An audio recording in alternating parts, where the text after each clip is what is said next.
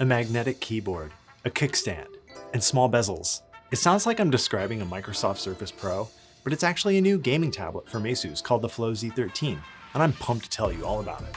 The key difference, aside from its bold design, is that it has considerably more power. With a near top-of-the-line Intel Core i9 processor and NVIDIA's RTX 3050 Ti graphics card.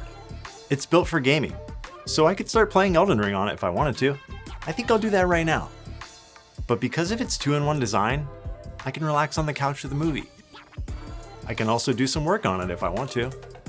Sure, those things can be done with any gaming laptop, but the Flow Z13 makes it easier and more comfortable to do than, say, a bigger laptop. It's as cool as it sounds to be able to play my favorite games wherever I want to, unencumbered by a hefty laptop. I can put it on a small table with some accessories attached, or detach the keyboard and play on my lap. The Z13 weighs about 2.5 pounds, so it's easy to carry or slide into a bag.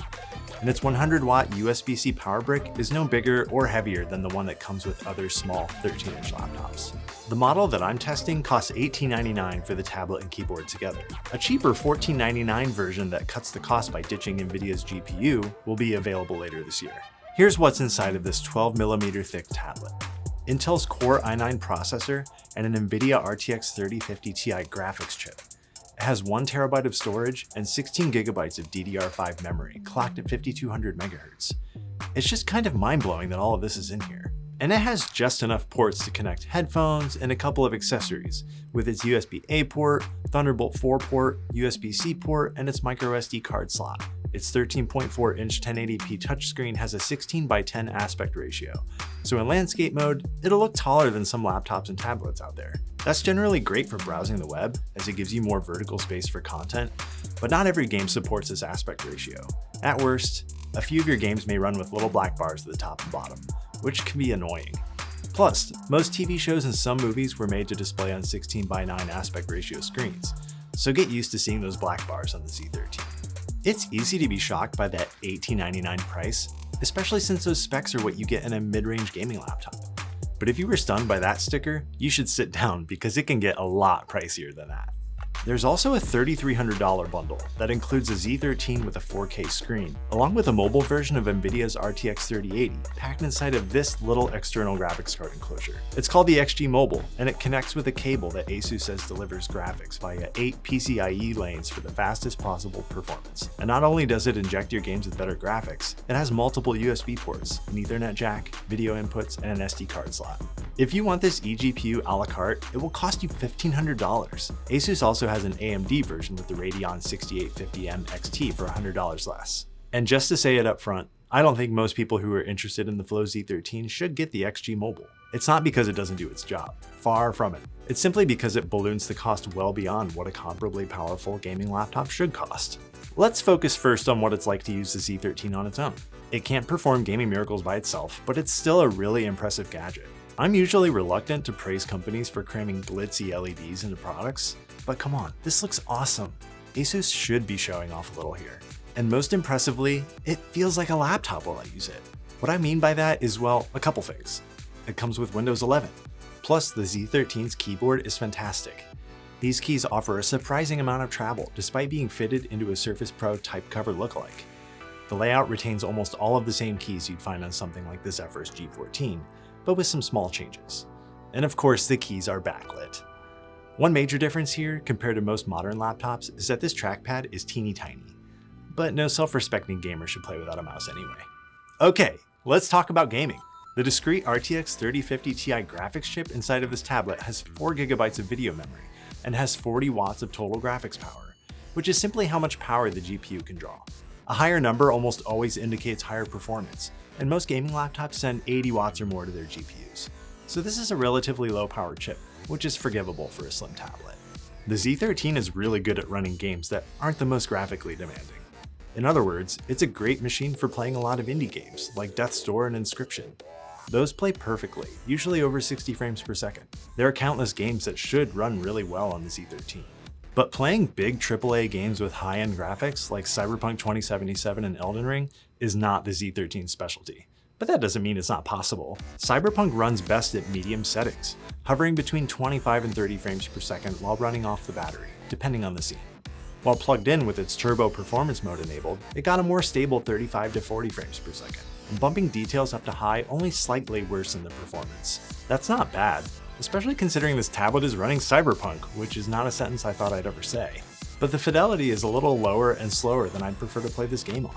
Playing Elden Ring delivered similar results, but I'm hopeful that performance will improve here when the developer releases some more patches. It's currently not running great on most hardware, period.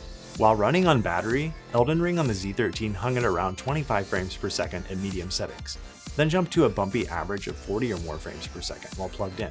Again, I wouldn't want to put all of my precious runes on the line with this choppy performance.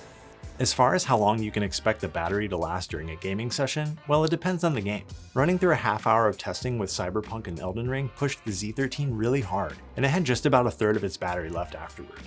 But with less demanding games, you'll get a little more longevity. We'll have more complete battery testing in our full review up on the site. Depending on the games you like to play, the Z13 may feel like a brilliant product designed just for you, or you'll hit its performance ceiling immediately and curse its existence. But either way, one thing is for sure, and I'm gonna say this a lot, it's a costly tablet that doesn't deliver the same kind of performance you get from a similarly priced gaming laptop. But what happens when you plug in that XG Mobile external GPU? Well, you get extremely good performance. In Cyberpunk 2077, I was getting above 60 frames per second on ultra settings, with the full suite of ray tracing settings and DLSS switched on. It was the same story for Elden Ring, and everything else that I ran with the XG Mobile connected. Everything ran at or above 60 frames per second on the highest settings. The delta between what the internal RTX 3050 Ti and the RTX 3080 and the eGPU can deliver is evidently pretty enormous. But of course the XG Mobile dock is fast. You'd hope so, right? Though performance will likely be less impressive if you pair the XG Mobile with the Z13 that has the 4K display compared to the 1080p version that I've been testing. Buying the XG Mobile add-on is a tempting proposition for more reasons than just faster gaming performance. In the case of connectivity and power, it helps the Z13 reach well beyond its means. But it also flies in the face of the Flow Z13's core concept, to make your gaming more portable. Just because you can post up at the cafe with a tablet and the clunky eGPU doesn't mean you should. You'll have its awkward cable management on full display, you'll hog the table, and worst of all, you'll be guilty of spending way more than you need to for a portable gaming machine. But hey, at least the XG Mobile's fans run quietly. Well, kinda. It's not too bad, but it's definitely noticeable. The world isn't facing a shortage of capable and portable game-ready devices. Outside the world of Windows, the iPads with the M1 processor give the Flow Z13 a run for its money in some ways, like with their brilliant screens and peerless build quality. And for what it's worth, the M1 is surprisingly capable at running games, just not the full suite of PC games you probably want to play. And hey, what about the Steam Deck? That handheld starts at just $399, and for a fraction of the cost of the Flow Z13, the deck is a compelling alternative that can play your Steam games. And with a little tinkering, it can even offer a full OS, giving you flexibility to play games outside of Steam's ecosystem. I'd like to recommend the Steam Deck. There's one big problem though. The Steam Deck is impossible to get if you haven't already pre-ordered it. And this ASUS tablet doesn't require workarounds to run laptop apps or other PC game platforms. So in terms of availability and ease of use, ASUS gets another win. But if you want to maximize performance per dollar, I'd recommend a handful of gaming laptops instead.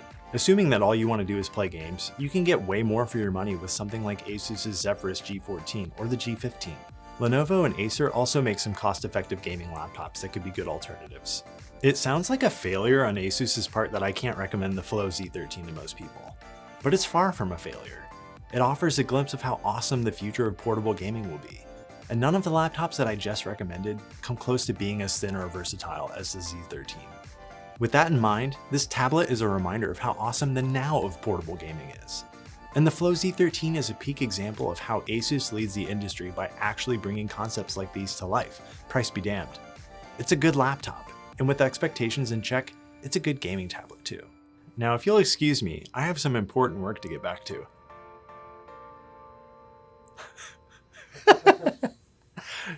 Hey everyone, thanks for watching this video. I have a question for you though. Do you need the power of a gaming laptop, or do you see yourself being able to live with a gaming tablet? Let us know in the comments below.